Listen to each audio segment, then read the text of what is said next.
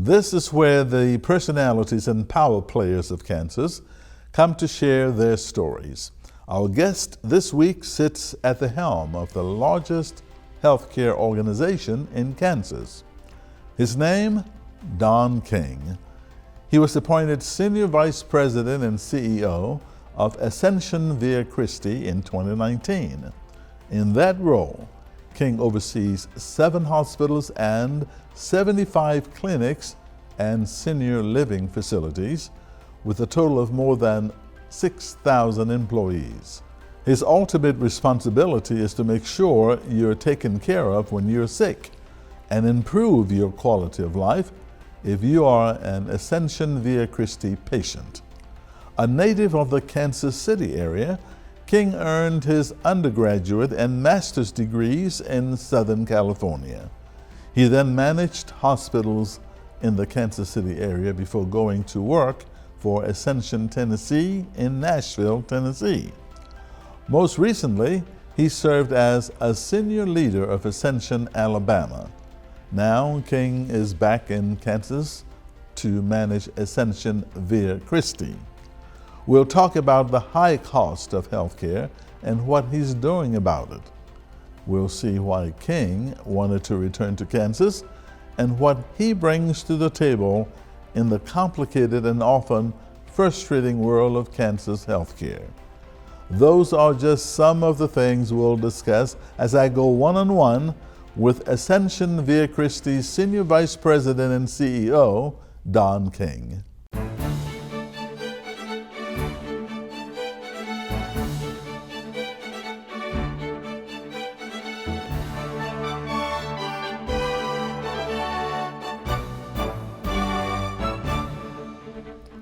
Hello and thanks for joining us. I'm Victor Hogstrom.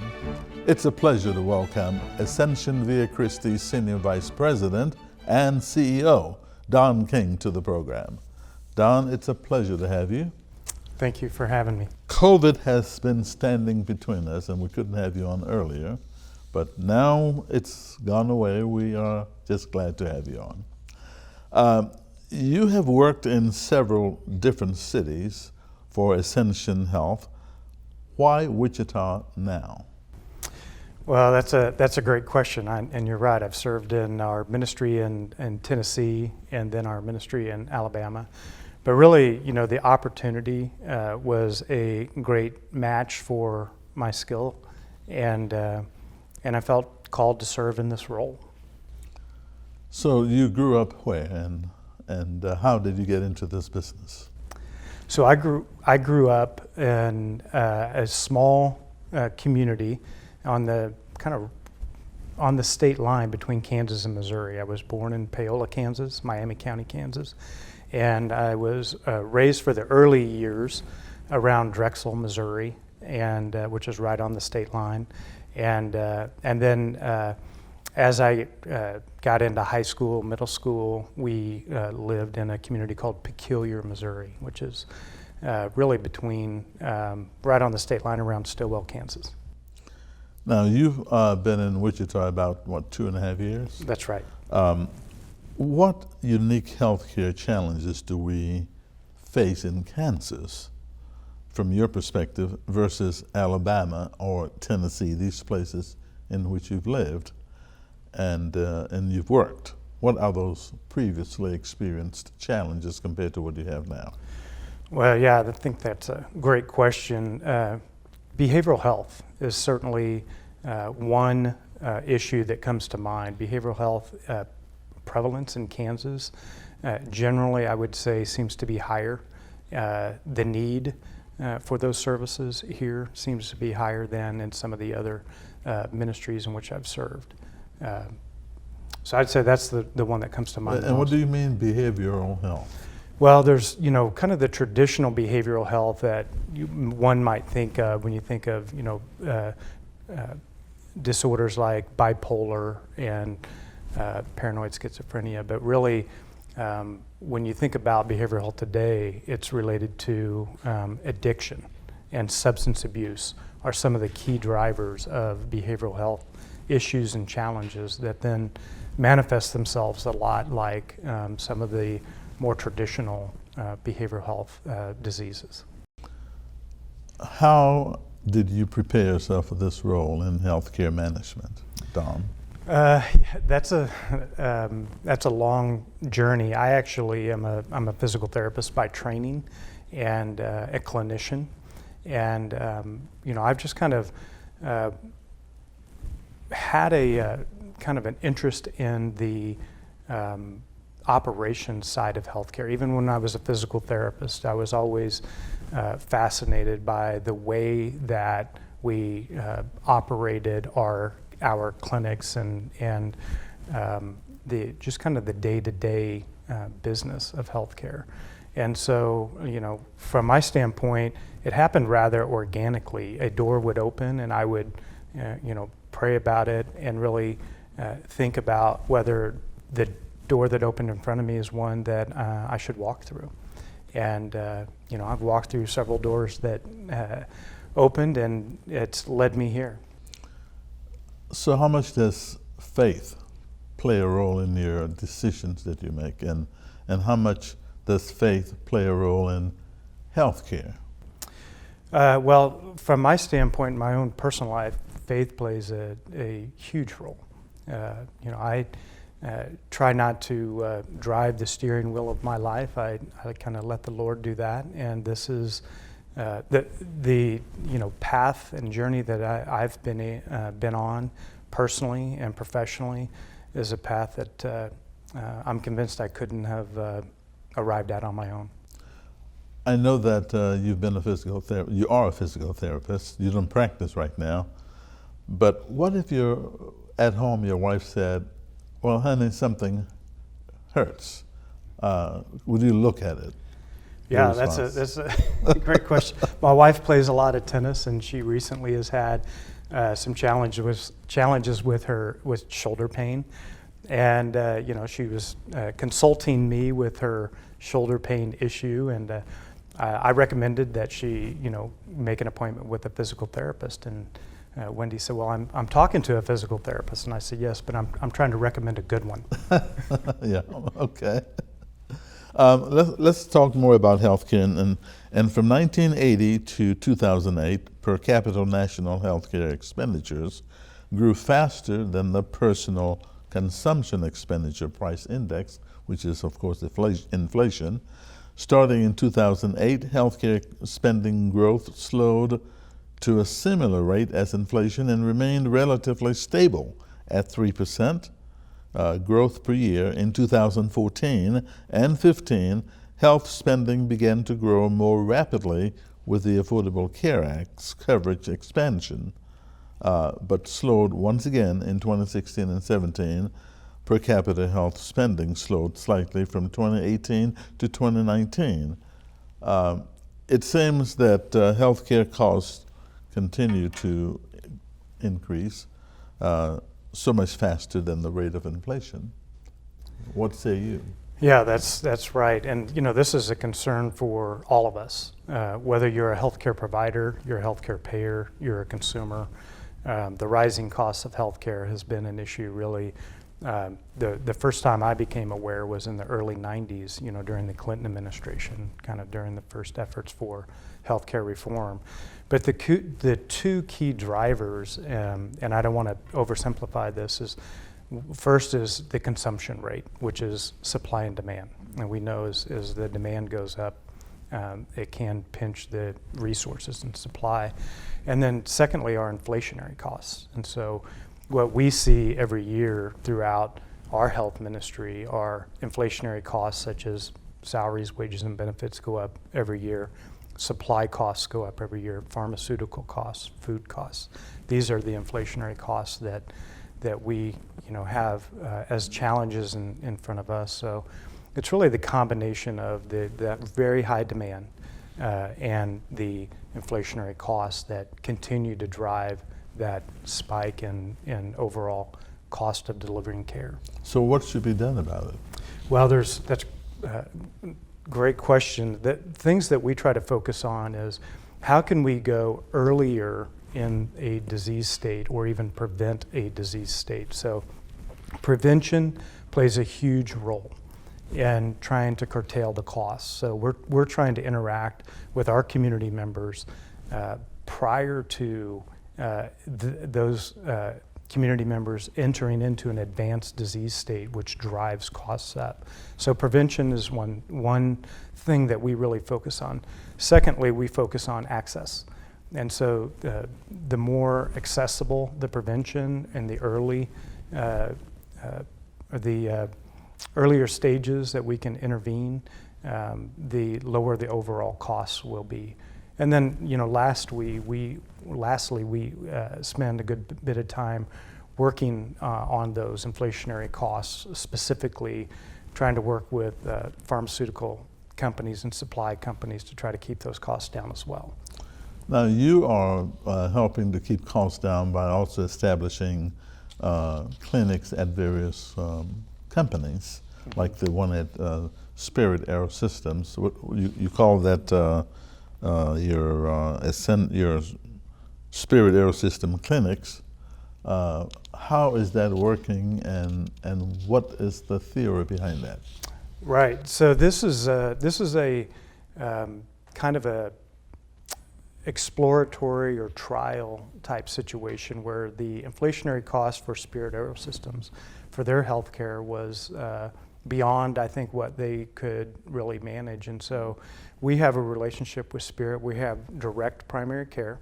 So we have built a primary care location on the Spirit campus for all of the associates and their families to have direct access to primary care right there. We also have a second location on the west side of town at our St. Teresa campus.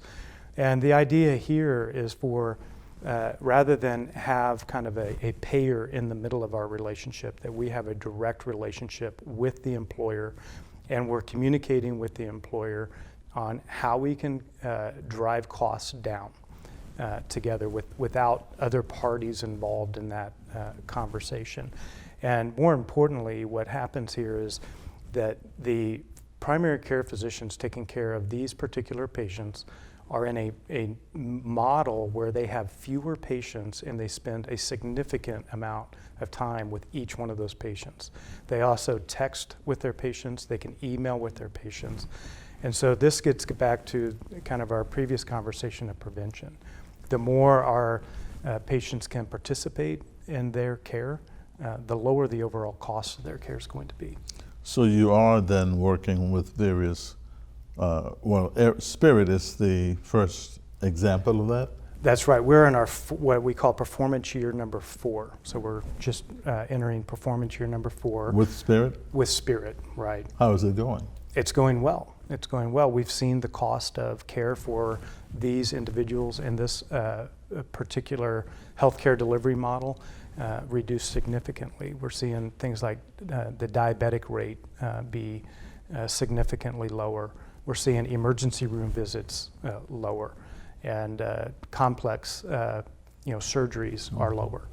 How different, Don, is what you're doing at Spirit versus people coming to the hospital? What's the difference there? Well, I think the parallel would be more, the Spirit primary care, direct primary care model versus your traditional primary care model. And I think really what it boils down to is you have physicians who are in a model who can see fewer patients and communicate with those patients on a regular basis versus physicians who see more patients. And the tendency in the traditional model is maybe those primary care physicians don't have as much time to provide the education and the communication needed to keep you from having to go to a specialist or keep you from being admitted to the hospital or ending up in the emergency room. Wow. So can we expect this to expand to other companies? I sure hope so. It's a model that we feel has proven beneficial not only from the healthcare providers, but also to the employer and most importantly to the healthcare consumer. And it saves the companies money too, I assume. That's right. Right. How competitive, Don, is the hospital business in Wichita?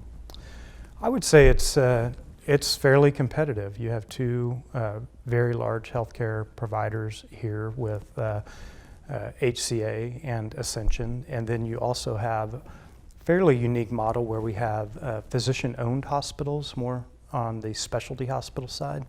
And so I would say it's maybe a 7 out of 10 from some of the communities that I've served in. Then there is also the so-called healthcare deserts in rural areas of the state. How is Ascension via Christi helping to resolve this lack of physicians in these various desert areas?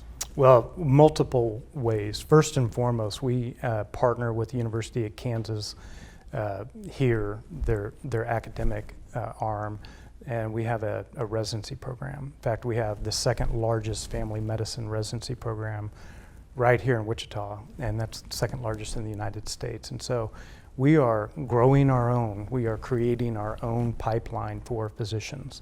And one of the things that residency program offers is rural medicine and even international medicine rotations. And so what better way to solve a physician shortage than to have your own pipeline? And so that's number one. Number two, we work with these rural communities, mainly the civic leaders in the rural communities, to make sure that there is access. And there's one local example here in Wellington, Kansas, where the hospital closed, and we worked with the civic leaders to say, look, you can't have a county, in this case Sumner County, with 24,000 people without even so much as an emergency room. That's not good for our community. So we worked with the county to stand up a freestanding emergency room in Wellington, Kansas, to make sure that there isn't a desert from care. We also worked with the primary care group there in town to fold them into our ministry to make sure that they were shored up and can continue to serve that community. Now, the Supreme Court recently let the ACA, the Affordable Care Act, stand without making a decision as to whether it was good or bad. What does that mean, and how is it helping healthcare in America? Yeah, so the ACA, the design of the ACA originally was to make healthcare more affordable and make healthcare more accessible. And so on the affordability side, we have the healthcare exchanges here in Kansas, which we participate in as well as others. So folks can go, and if they don't have healthcare as an offering from their employer, that they can go to the healthcare marketplace called the exchange, and they can purchase healthcare insurance coverage. And so that increases the total number of Kansans who have insurance versus don't have insurance. The Affordable Care Act also addressed issues like pre-existing conditions. So folks can gain access to care without being restricted with a pre-existing condition. Overall, the Affordable Care Act, if operationalized correctly, is a good thing. If it's not operationalized and supported and financed correctly, then it certainly can have its challenges. All right, so let's talk then about the new types of things that Ascension via Christi is doing, that you have on the horizon, that will make healthcare better for the people that you serve of Kansas. Yeah, terrific. So virtual care, we all saw an increase in how consumers consumed healthcare during the pandemic. And that was not always walking into a bricks and mortar type of situation, but we saw a significant increase, almost a 60% increase in our visits being virtual versus being in person. And so we are moving that direction. We think virtual care is here to stay, and we think consumers are going to want to see more access to virtual care.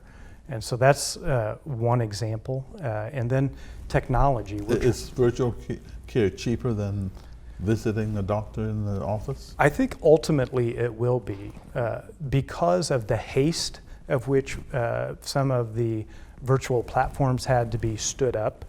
and the haste in which we had to connect providers into those platforms, I think that maybe today it's a little bit on par with the cost of bricks and mortar, but in the future, we certainly hope that virtual care will be at a lower cost. So what's your vision for Ascension via Christi as the new guy on the block? Well, the number one thing that we look at is what does the community need? And we try to build our programs to serve those community needs, meet the community where they are. And then secondly, we want a healthier community. We don't want to take care of more sick people. We want to keep people healthy and keep them out of our hospitals the best we can. Now, certainly, if our community members need a higher level of care for being very sick, we also want to serve in that capacity. But ultimately, it's to improve the overall health of Kansans. If you kept people out of the hospital as best you can, hospitals want to make money. Well, not necessarily. Okay. So what I hope that hospitals are in the future are, that is a place where we will only treat the very, very sick. Okay. And we will structure our costs around taking care of the very, very sick. But the more folks that we can take care of outside of a hospital setting and what we refer to as the ambulatory or the outpatient setting, I think that's good for everyone. Let's talk about you a little bit specifically. What do you do when you're not working?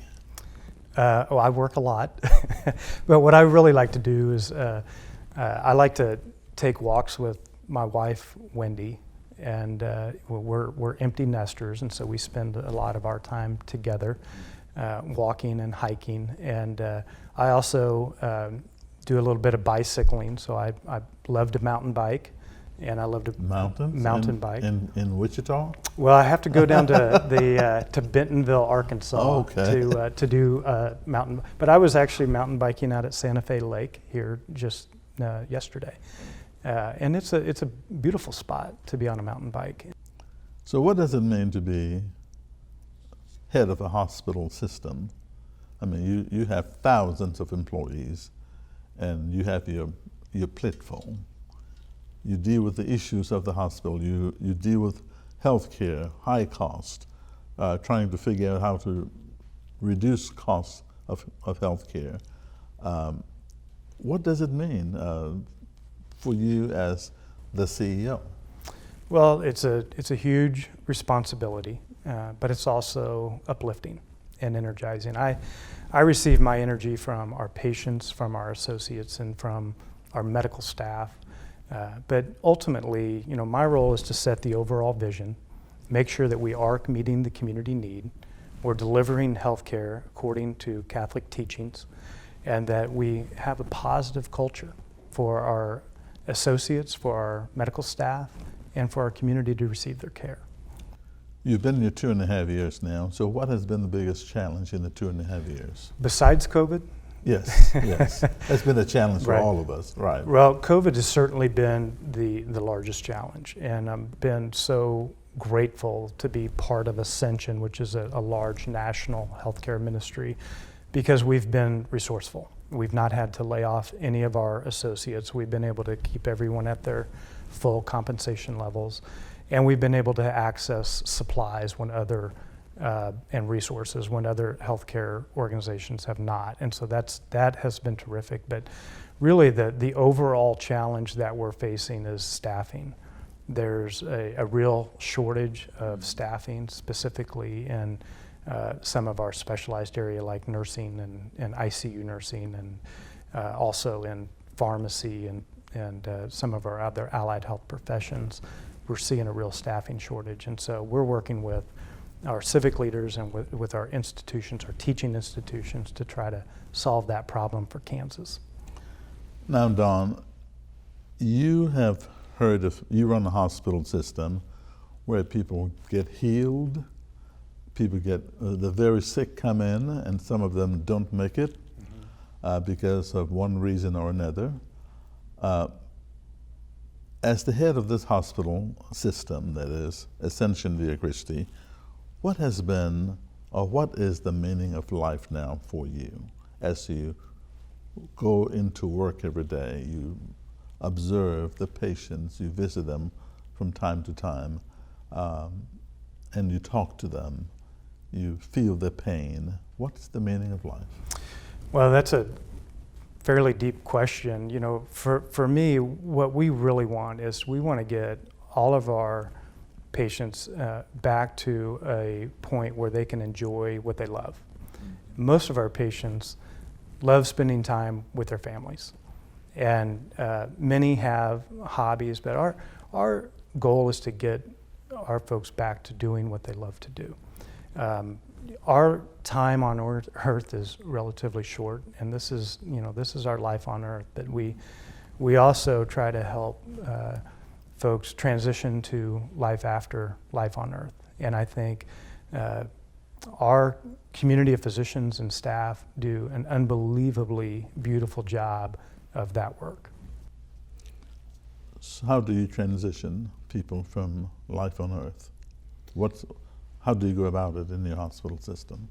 Well, we have a mission team led by our Chief Mission Integration Officer that leads that effort, and then we're a Catholic healthcare organization, a Catholic ministry, and so part of that are the intangibles, and then part of that is ministering to our patients when they need it the most, and part of it is in helping make end-of-life decisions. Would you describe it as faith-based medicine? It's absolutely faith-based medicine, faith-based healthcare.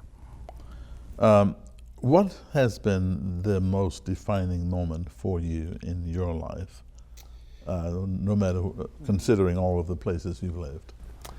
Well, I lost both of my parents at a relatively young age. Lost my father at the age of 49 to heart disease, and my mother was 67 to cancer. And so one of the things that you'll find me doing and being very involved in, whether I'm serving in a ministry in Tennessee, Alabama, or Kansas, is really trying to build programs that can help families extend the life of their loved ones and keep their loved ones as healthy as possible.